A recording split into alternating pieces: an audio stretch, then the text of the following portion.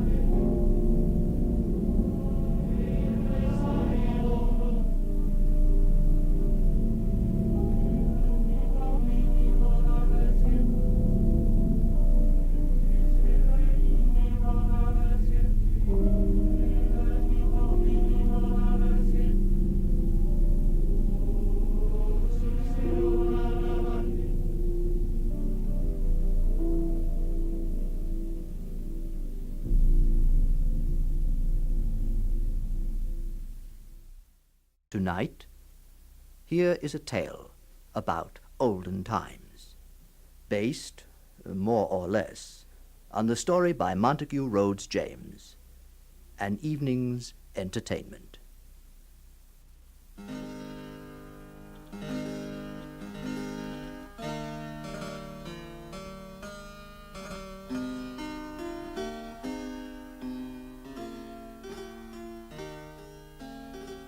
Nothing is more common form in old-fashioned books than the description of the winter fireside, where the aged grandam narrates to the circle of children that hangs on her lips story after story of ghosts and fairies, and inspires her audience with a pleasing terror.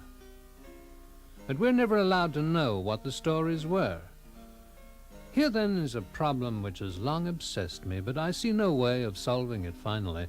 The aged grandams are gone, and the collectors of folklore began their work too late to save most of the actual stories which the grandams told.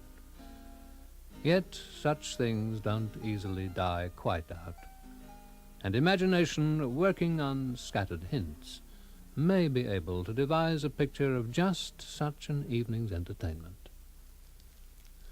Let's see now. There's the fire burning brightly in the large stone fireplace. On the one side sits the squire, exhausted by a long day after the partridges, and replete with food and drink. On the other side his old mother sits with her knitting, and the children, Charles and Fanny, are gathered about her knee. Oh, I want to wind Granny's yarn. You did it last time. No, you did it twice before that. Well, that doesn't count because... Now, my dears. You must be very good and quiet, or you'll wake your father. And you know what'll happen then. Oh, yes, I know. He'll be wounded, cross-tempered, and send us off to bed. What's that? Fie on you, Charles. That's not a way to speak. Now, I was to have told you a story. But if you use such light words, I shan't. Oh, Granny, please. Granny. Oh, please, we'll be good. Shh. Oh, now I do believe you have woken your father. Hey, look there, Mother. You can't keep them brats quiet. Yes, John, yes, it's too bad. I've been telling them if it happens again, off to bed they shall go. There now. You see, children? What did I tell you? You must be good and sit still. And I'll tell you what. Tomorrow you shall go a-blackberrying. And if you bring home a nice basketful, I'll make you some jam. Oh, yes, Granny, do. And I know where the best blackberries are. I saw them today. Oh, and where's that, Charles, dear? I know too, Granny. It's in the little lane. It's in the little lane that goes up past Colin's cottage. Charles? Fanny? Whatever you do, don't you dare to pick one single blackberry in that lane. Don't you know? But there, how should you? What was I thinking of? Well, anyway, you both mind what I say. Why, Granny? Why shouldn't we pick Why them? shouldn't we pick them? Shh. Remember what I told your father? But Granny, why? Very well, then. I'll tell you about it. Only you mustn't interrupt. Here, Fanny, you can take the knots out of this skein for Granny. Now, let me see.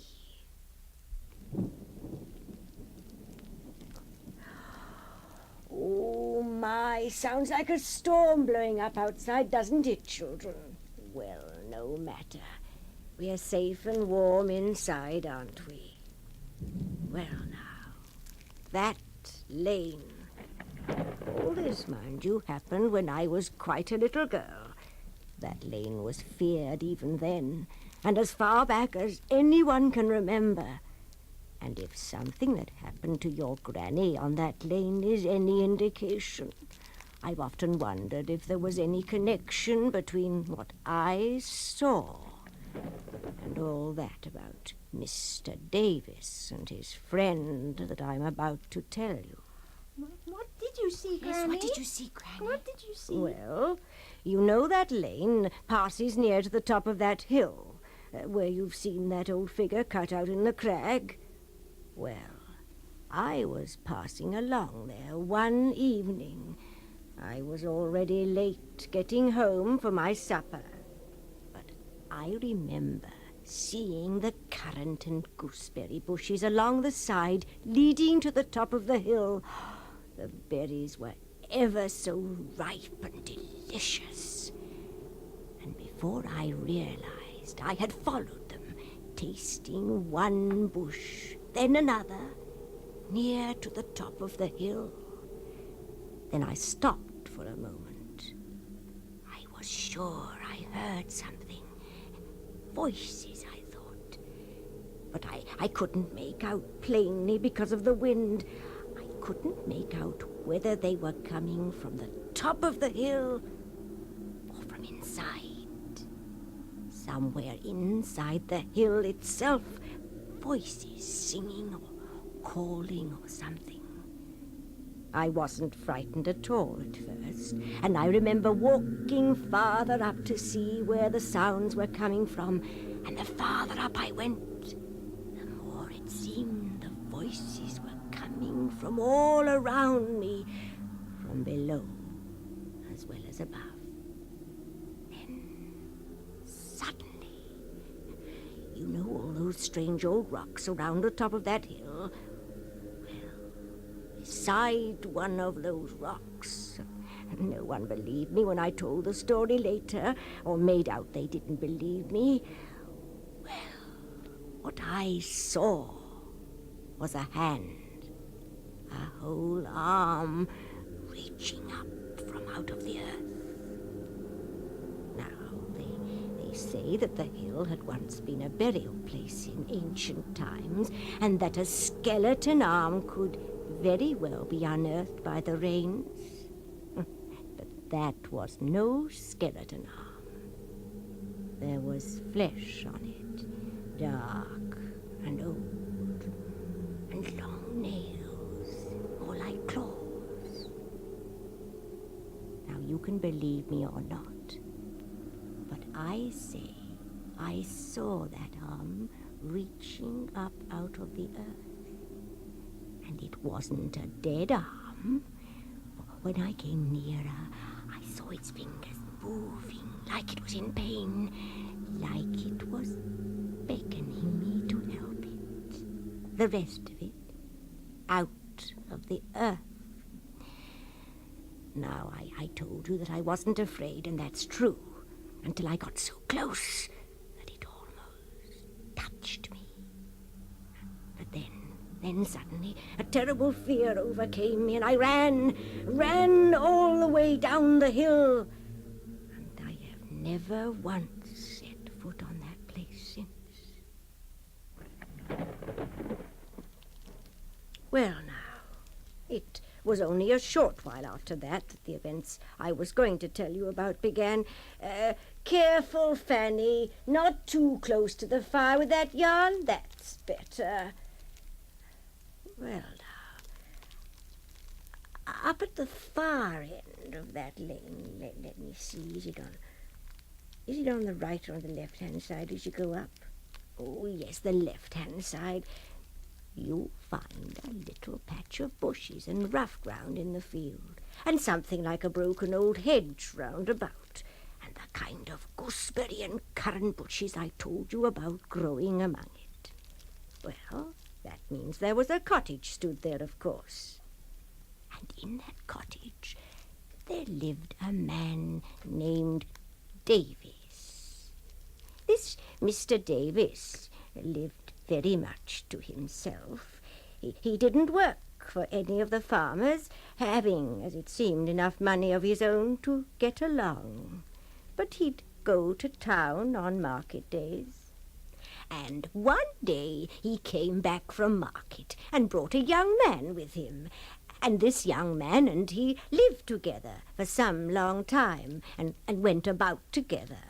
And whether he just did the work of the house for Mr. Davis, or whether Mr. Davis was his teacher in some way, nobody seemed to know. He was a pale young man and hadn't much to say for himself. Well, now, what did those two men do with themselves? Of course, I can't tell you half the foolish things that the people got into their heads.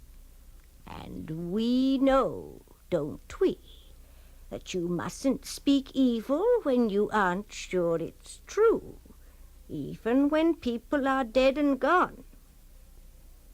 But as I said, those two were always about together, late and early, and there's one walk that they'd take regularly to the place on the hill that I just told you about, and it was noticed that in the summertime they'd camp out there all night. I remember once my father, that's your great-grandfather, told me he had spoken to Mr. Davis and his young friend one evening when he met them on the road. He asked them why they were so fond of going up there. Why? Why, sir, it's a wonderful old place, and I've always been fond of the old-fashioned things, and when my boy here and me are together there, it seems to bring back the old times so plain. Well, it may suit you, but I shouldn't like to be in a lonely place like that in the middle of the night. Oh, sir, we don't want for company at such times. That is to say, Mr. Davies and me is company enough for each other. Ain't it so, master? Aye. Then there's a beautiful air there of a summer night, and you can see all the country round under the moon. Oh, it looks so different, seemingly, from what it do in the daytime. Them bars there, the mounds, all over up there. Now, what would you think was the purpose of them, sir? Why, I've heard, Mr. Davies, that they're all graves. And I know when I've had occasion to plough up one, there's always been some old bones and pots turned up. But whose graves they are, I don't know. People say the ancient Romans were all about this country at one time. But whether they buried their people like that, I can't tell. Oh, to be sure. Well, they look to me to be older like than the ancient Romans, and dressed different.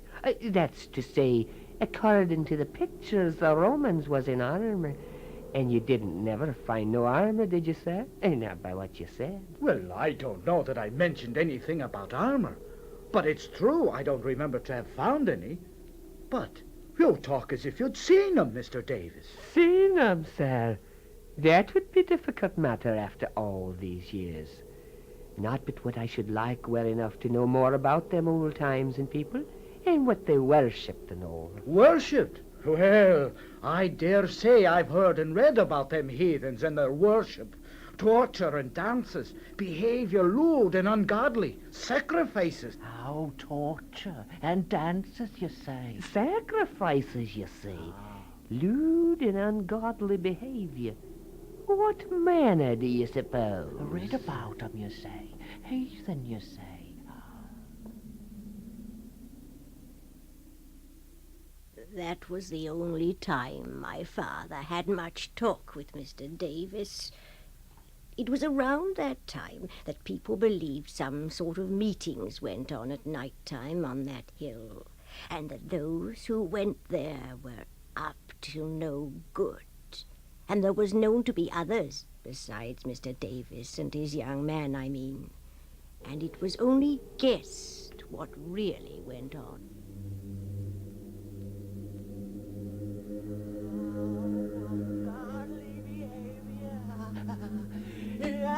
Dances and torches, master.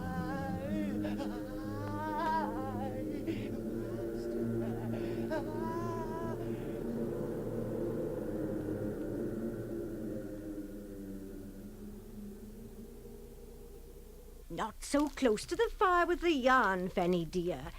Now mind what I say, else you find yourself going up in flames. Oh, don't stretch that skein so, Charles. Hold it loosely. That's it. Well, now. Well, I suppose it was a matter of 3 years that Mr. Davis and this young man went on living together. And then, all of a sudden, a dreadful thing happened. I don't know if I ought to tell you what it was. Oh, yes, oh, please, Granny, do, please. Well, then, you must promise not to get frightened and go screaming out into the middle of the night. Oh, no, we won't. we won't. Of course we Well, one morning, very early, towards the turn of the year, I think it was in September, one of the woodmen had gone up to his work near the hillside just as it was getting light, and what he saw nearly drove the poor man out of his wits. He dropped everything he was carrying and ran as hard as ever he could straight down to the parsonage and woke up old Mr. White. Parson White. What is it, man? Oh, Quiet, glory be, what's the matter with you? oh, Parson, sir, come with me quickly. It's horrible, it's horrible. Oh, but you must come with me to see what's been done. What's been done. Calm, just will you quiet down and tell me what it is, man? What have you seen? In the little woods near the hill there. Yes, Oh, yes. so I was going up to my work, and I saw it in a clearing, a white thing, what looked like, through the mist. A white like a man. thing? Like a man, sir. And when I came near, I saw it was a man. Mr. Davies, young man, sir. What? Oh, he was dressed in a sort of white gown, sir. Oh, yes, he was, foolishness. and he was hanging by his neck to the limb of the biggest oak. Quite dead, sir. Glory be. But the real horrible thing, sir, was his hands. His hands? Oh, I don't think there were any hands. What? No, I couldn't rightly see for the blood, sir. Oh, the blood. May the Lord bless us and save us. What a sight to behold! A demon's work, if ever I saw, and himself before us. His left hand chopped clean off. Oh, if clean we can call it. Maybe cleansed would be the word for it. Cleansed, but for the right. Blood! There, Parson, there, just below. I hadn't seen before. Look, sir. What? Oh, The hatchet! The hatchet on the ground here. Stuck with blood and bits of flesh. horrible. Some flies on it already. Oh, don't touch it, don't touch it. Do you think, sir, that this is a murder? It's an abomination. An abomination, but I think it's his own act. I think so. You see here, the rock over here. He could have jumped from it and...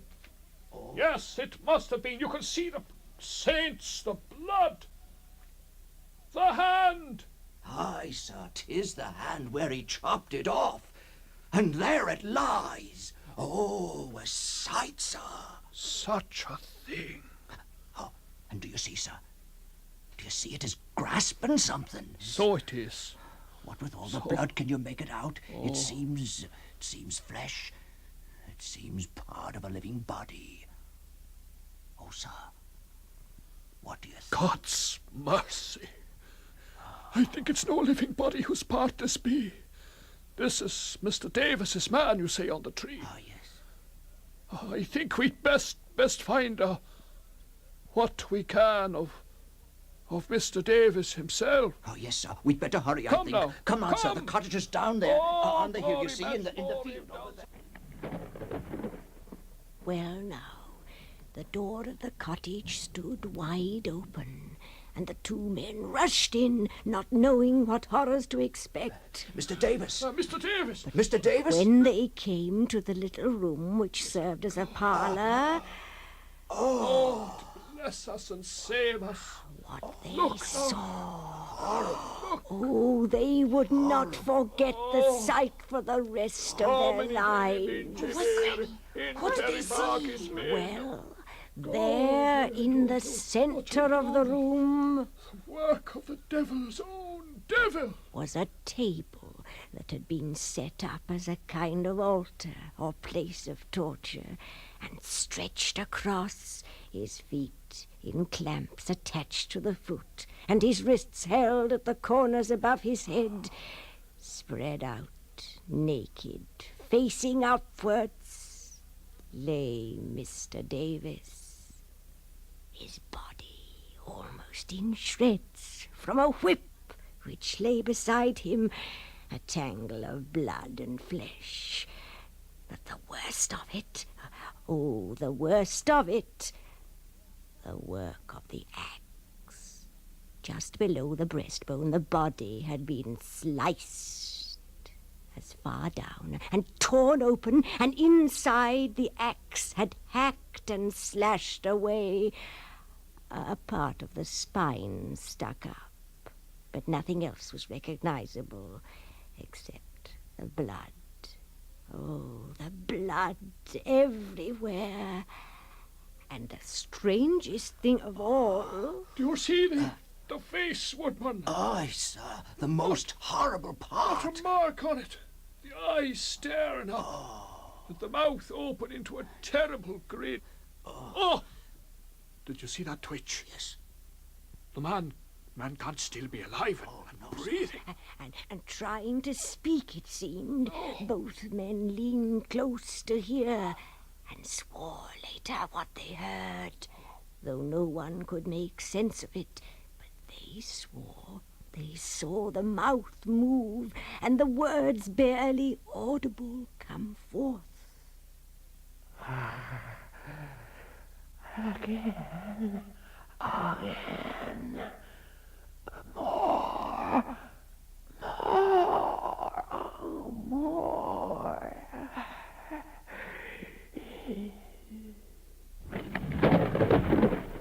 Well, now, Fanny, you're shivering, dear, and so close to the fire. You should fetch a woolly from upstairs, dear. No, Granny. I'm not cold. Well, here, you put Granny's shawl round you anyway. That's it now. Well, did they bury Mr. Davis? Did they bury Mr. Davis? Oh, that they did, and his young man together. That very night, but not in hallowed ground, as Parson White would have none of that, but up on the hill. And it was no proper burial either. Some of the men just dug a hole large enough and gathered rocks. Oh, only those few men needed for the task were there. They heard the bell. It's not coming from the church, parson. No, we can all hear. It's coming from inside the hill. For the coming of them of their own. Aye, parson. And when we dug the grave, we could swear, but for the darkness and only the candles lighting, we struck things that screamed and pulled themselves deeper into the earth. We've no place here. This isn't the Lord's ground. Quickly now, throw the bodies in. Cover them with rocks and some earth. And be away now, come on.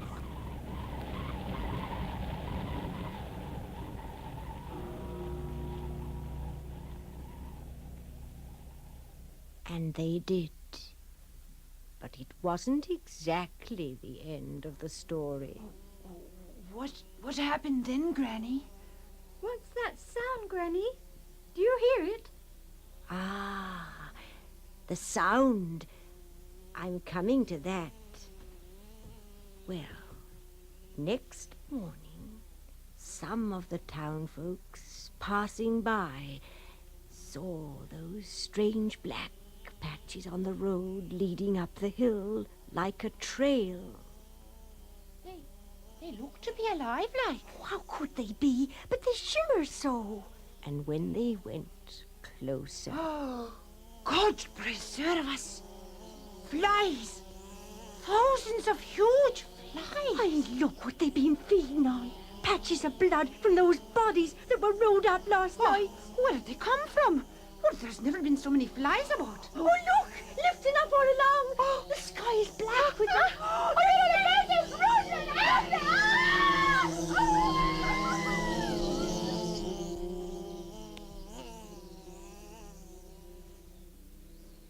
They found the women, swollen beyond recognition, almost changed in shape, you might say, looking more like them horrible half-animal monsters you see pictures of in ancient books. But almost as fast as they came, they were gone, the blood cleaned from the road, and as some folks swore, taken back by the flies into the hill. Now, Charles. Yes, Granny. And Fanny. Yes, Granny? Now, I want you to pay special attention to what I'm going to tell you. You remember my saying about them blackberry bushes, not to pick a single blackberry? Yes, Granny. Well, from what I'm going to tell you now, you can judge for yourselves. Now, I said those flies went back into the hill, or wherever they came from, but that wasn't the end of it.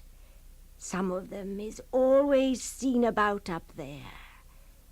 And it was one day, while I was courting your grandfather, we were walking up there among those very bushes, and one of them berries, at least I thought it was, seemed to come alive in my hand. I felt the sting that couldn't open my hand. Now I can only say what I know. A numbness went over me. I heard sounds. Then something like a terrible whip. I can't remember all that happened, but your grandfather says he had to hold me from doing things. And it was his own words that the very devil had gotten into me. Later, when I opened my hand and wiped the awful insect away, I couldn't tell whether the blood had come from me or the demon itself. So you both mind what I say, and find your blackberries down in the hollow near the creek. Oh, but look at the time. Off with you to bed. Oh, Granny. Off with you now. Granny, can we have a candle tonight? A candle? Certainly not. Now, off with you, and Granny'll come and tuck you in later. Go on. Oh, Granny. And no, Charles, it's so early, Charles, don't you frighten your sister up there in the dark, or there'll be no more stories for you. Mother, what's that? Oh, I've just sent them off to bed. Oh, you've been telling them those stories again. You know, Mother, that none of them is true. Where do you get them from? Well, some of it's true, and the rest, well, it's like I take hold of something and pull gently, and the rest comes up all of its own. Well, I couldn't tell you where it comes from. I'm going to my bed, too. You'll see to locking up, Mother. Good night. Oh, I'll see to it. Good night, Sonny. Yes. I'll just sit a little while longer.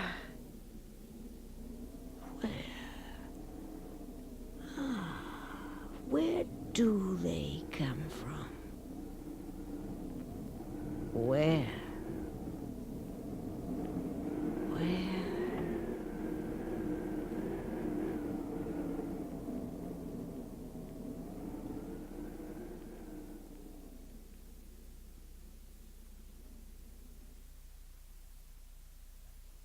That was, we hope, An Evening's Entertainment by Montague Rhodes James.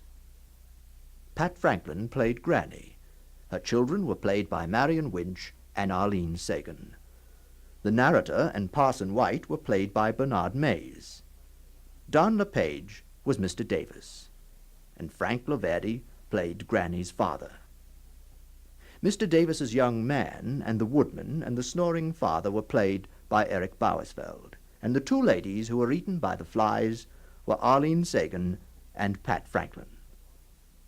The technical production for the story was by John Whiting, and the adaptation was by Eric Bowersfeld. And now, good night.